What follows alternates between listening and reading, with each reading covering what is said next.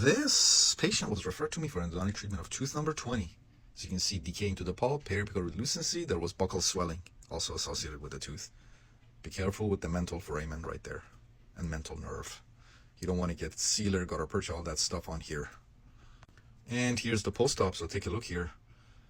Remove the decay, rebuild the missing walls, and as you can see, one canal system, the apical diameter was over 50, so I placed an MTA plug followed by gutta percha and sealer and temporized the tooth and referred the patient back to his dentist for the permanent restoration. Again, I did this in one appointment. When I accessed the tooth endodontically, there was purulent discharge, and I irrigated with 6% sodium hypochlorite, activated the sodium hypochlorite, and did my instrumentation and shaping, and at the end used microsuction, used paper points, and my canal was dry.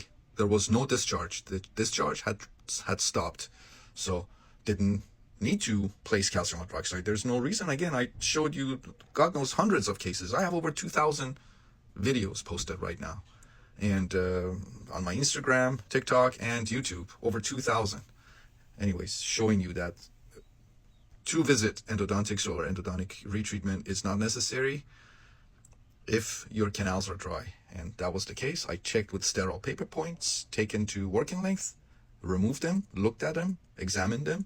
They were all dry, so placed an MTA plug, used white MTA plug followed by gutta percha and sealer, again in one appointment. Excellent.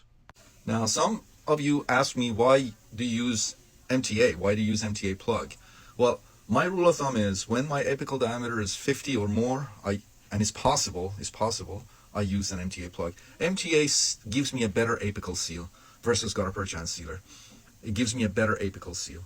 And also, MTA really is good because when you're near anatomy, sensitive anatomy like this, gutta percha and sealer, especially if you have as I said, a large apical diameter, you can get gutta percha and sealer extruded out of the canal and into the space, and it can really cause problems for you and the patient. So MTA plug is more manageable. It seals better, and that's why I use MTA when my apical diameter is 50 or more.